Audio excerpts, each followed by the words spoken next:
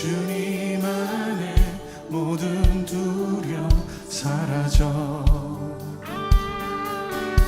주님을 볼 때 나에게 힘 주시네. 주님 안에 모든 두려움 사라져. 사라져.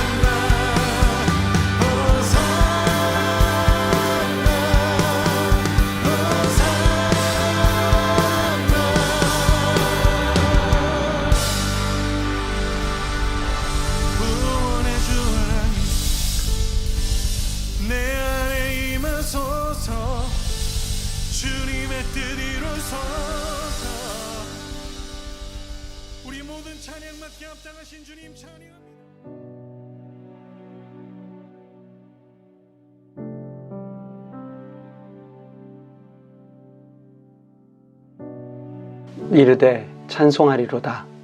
주의 이름으로 오시는 왕이여, 하늘에는 평화요 가장 높은 곳에는 영광이로다 하니, 무리 중 어떤 바리새인들이 말하되 선생이여 당신의 제자들을 책망하소서 하거늘 대답하여 이르시되 내가 너희에게 말하노니 만일 이 사람들이 침묵하면 돌들이 소리 지르리라 하시니라.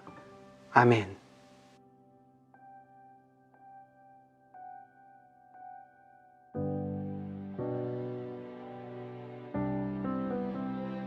여러분 안녕하십니까? 동네자원교회 김종일 목사입니다.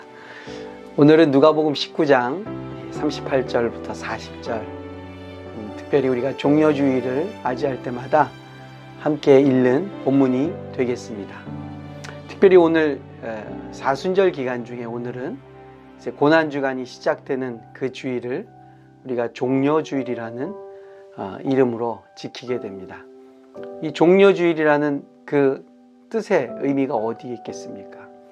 이 팜이라는 나무, 종려나무 가지를 유대인들이 예수님이 예루살렘 성에 입성하실 때 바닥에 깔고 손으로 흔들면서 예수님을 맞이한 것을 기념하는 의미로 오늘을 우리가 종려주일이라고 그렇게 부르고 있습니다. 이스라엘 백성들이 그런 행위는 어떤 위인이나 또 어떠한 유명한 사람들의 입성을 환영하는 그러한 차원을 넘어서는 행위이죠. 유대인들이 당시에 그러한 행위는 실질적으로 자신들의 왕이 입성할 때에 왕의 입성을 축하하는 모습과 행위들을 그들이 재현한 것으로 우리가 이해할 수 있습니다. 그렇다면 그들은 적어도 그들의 그 종려나무 가지를 흔들고 나귀를 타고 입성하신 예수님을 맞이했다는 것은 그들의 내부에 어떠한 의미와 어떠한 뜻을 가지고 있는지는 차치하고라도 그들이 예수님을 왕으로 지금 모시고 있다는 사실을 우리에게 분명하게 보여주고 있습니다.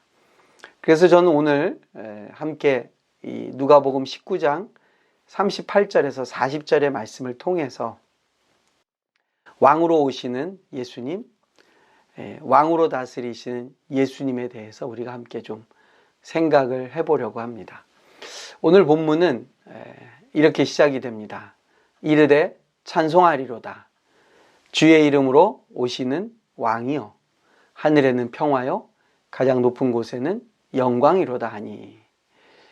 이러한 고백은 앞에 우리 읽은 본문 37절을 보면 제자들이 중심이 돼서 외쳤던 메시지의 내용이 되겠습니다. 이 제자들과 그 제자들의 또 선창에 의해서 이스라엘 백성들이 외치는 고백의 내용은 무엇입니까? 왕이 지금 입성하고 계신다라는 고백이죠. 사랑하는 성도 여러분, 우리가 예수님을 고백할 때에 예수님에 대한 이해에 우리 신앙의 가장 핵심은 무엇이겠습니까? 그분이 나의 통치자라는 사실이죠. 그리고 그분이 나의 통치자가 되신다라는 것은 내면적인 또는 내 심적으로의 동의와 고백일 뿐만 아니라 그것을 내가 공식적으로 또 모두가 들을 수 있는 자리에서 나의 온몸을 다해서 고백하고 표현하는 것이라고 저는 믿습니다. 예수를 정말로 나의 왕으로 섬기고 있는가 하는 것은 내면의 의지나 확고한 나의 신념을 넘어서서 그것을 모두 앞에서 소리내어서 표현하고 고백할 수 있어야 하는 것입니다.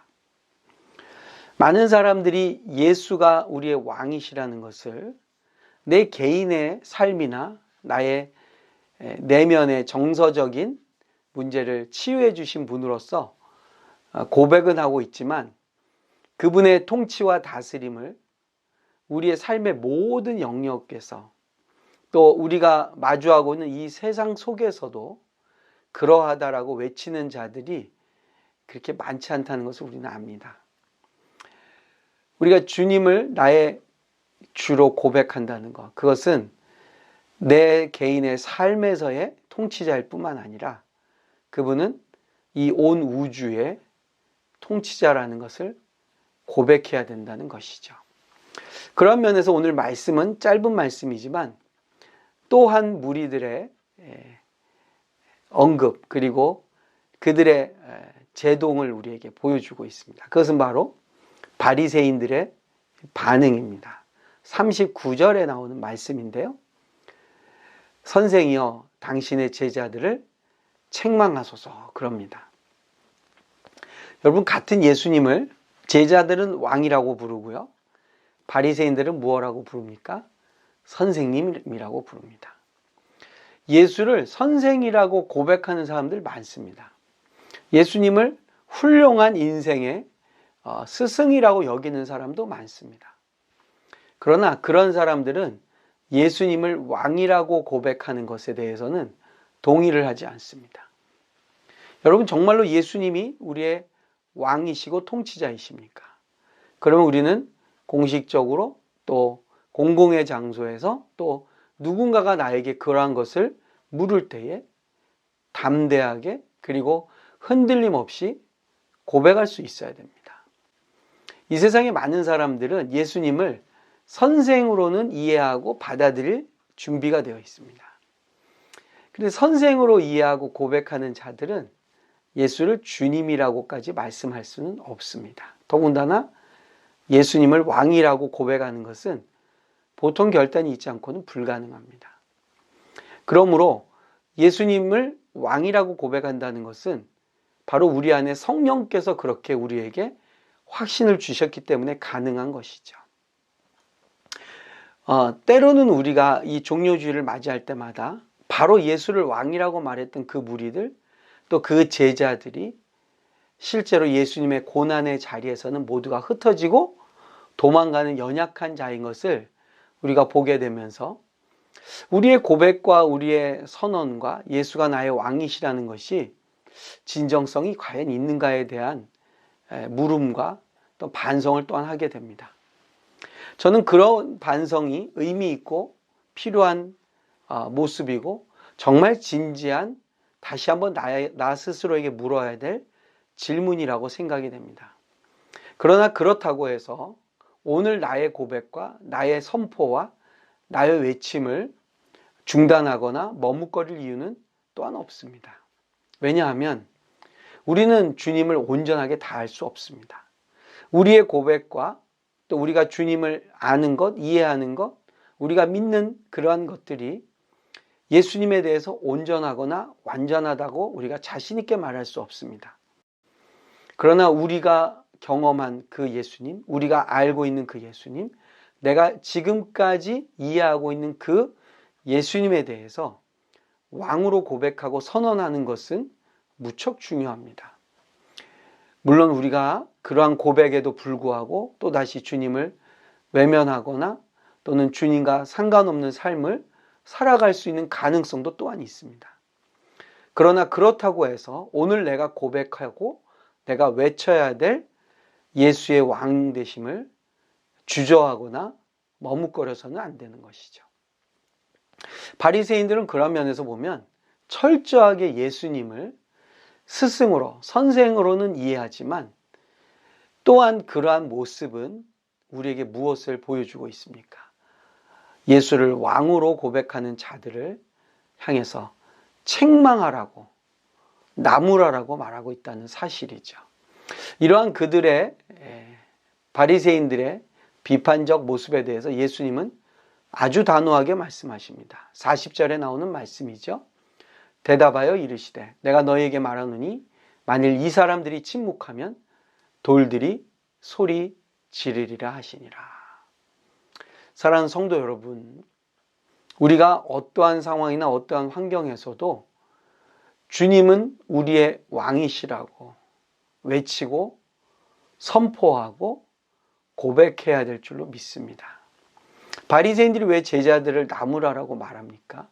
그들은 예수를 왕이라고 고백할 수 없는 것이죠. 왜냐하면 바리새인들은 예수님의 왕되심보다는 그들이 붙잡고 있는 율법에 더 큰 무게와 가치를 두었기 때문입니다. 율법을 잘 설명하는 선생으로는 이해하지만 그 율법이 말하고 있는 왕이 바로 예수님인 것에는 동의하지 못하기 때문입니다. 그런 그들의 생각에 대해서 예수님의 대답은 아주 명료하고 분명합니다. 예수님의 대답은 무엇입니까? 이 사실을 우리 인간이, 영혼들이, 우리 사람들이 선포하지 않으면 자연의 피조물들이 소리를 지를 것이라고 말합니다. 그런데 그 피조물 중에 가장 소리를 낼 수 없는 존재, 가장 소리를 낸다는 것이 불가능한 것으로 예수님은 돌을 말하고 있습니다. 돌들이 소리를 지를 것이다. 예수님의 왕되심은 우리 개인의 고백이나 개인의 신앙적 표현을 넘어서서 온 우주적인 사실이고 진리라고 예수님은 말씀하십니다.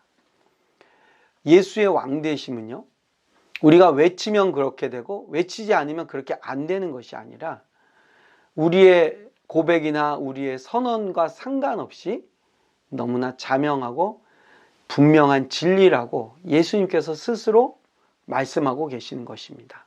왜냐? 인간이 그것을 인정하거나 고백하지 않는다면 이 자연의 피조 세계가 그것을 외칠 것이라고 말씀하고 있는 것입니다. 돌들이 소리를 질러서 외칠 것이다. 그 말은 무엇입니까? 이것은 모든 피조 세계가 인정하고 고백하고 있다는 점이죠. 오늘 우리 종료주일을 맞이해서 사랑하는 우리 성도 여러분, 우리의 지금까지의 연약한 믿음이나 우리의 부족한 신앙에도 불구하고 우리가 다시 한번 예수의 왕되심을 고백하고 선포하는 그러한 삶을 살기를 간절히 축복을 드립니다. 우리가 이런 고백과 찬양을 올리는 그러한 인생임에도 불구하고 또 연약해서 넘어질 때가 있고 또 우리가 머뭇거릴 때가 있겠지만 그럼에도 불구하고 우리의 이러한 고백을 멈추거나 중단해서는 안 될 것입니다. 이 세상에는 예수님을 훌륭한 스승으로 인정하는 자들은 있지만 왕으로 모시고 섬기는 자들은 많지 않습니다. 왜 그렇습니까? 예수가 하나님의 아들이시고 그리스도이시다라는 이 진리는 사실은 온 피조 세계도 고백하고 인정하는, 그리고 돌들마저도 소리 지르며 외쳐야 될 메시지이지만 영적으로 거듭나지 못한 사람들, 예수가 나의 왕이시라는 것을 인정하지 못하는 사람들에게는 너무나 힘든 고백이 되는 것입니다. 사랑하는 우리 성도 여러분, 이 한 주간 이제 우리가 고난의 주간을 시작합니다. 고난의 주간은 무엇입니까? 이렇게 환영받고 영광스러운 자리에 올라가신 예수님이 저 지옥까지 내려가시는 그 한 주간이 바로 고난의 주간입니다. 우리의 왕은 영광을 받으시고 온 피조 세계가 인정하는 그런 왕이시지만 그 왕이 어디를 향해 가시느냐? 고난의 자리, 십자가의 자리, 죽음의 자리로 가실 뿐만 아니라 지옥까지 내려가시는 분이십니다. 왜냐하면 그분은 정말로 우리를 구원하실 왕이시기 때문이죠. 그 왕은 우리 인간이 떨어져서 영원한 심판 아래 있을 수밖에 없는 그 지옥까지 가셔서 거기서 다시 부활하심으로 온 저주받은 이 세계를 회복시키신 분이시라는 것을 증명해 내셨습니다. 그 온전한 왕으로서의 섬김을 받으시고 영광을 받으시기 위해서 오늘 예수님은 비난과 그리고 핍박과 고난이 기다리고 있는 예루살렘을 향해서 겸손하게 나귀를 타고 들어가셨습니다. 그 왕을 찬양하고 섬기는 저 여러분, 그분의 영광스러운 모습과 나에게 은혜를 베푸시고 구원을 주신 그 놀라운 주님의 은혜를 찬양할 뿐만 아니라 이 한 주간 우리가 주님과 함께 또한 고난의 자리도 내려가는 한 주간이 되기를 바랍니다. 왕이 가장 고난의 자리로, 영광의 하나님의 아들이 지옥의 자리로 내려가실 때까지 우리도 그분의 뒤를 따라갈 수 있다면 저와 여러분은 찬란한 영광스러운 부활의 아침을 또한 함께 맞이하게 될 줄로 믿습니다.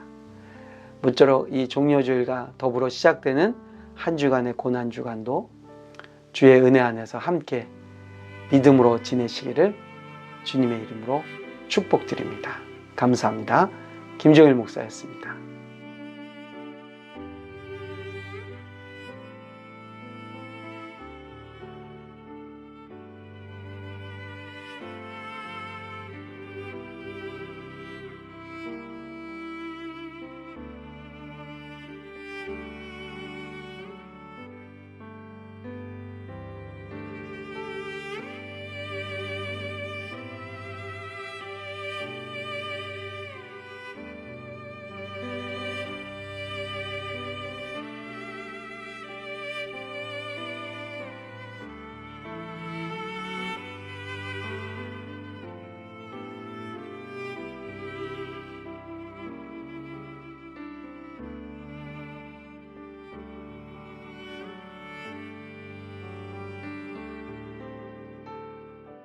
지금은 우리 주 예수 그리스도의 은혜와 하나님 아버지의 사랑과 성령님의 인도, 보호, 교통하심이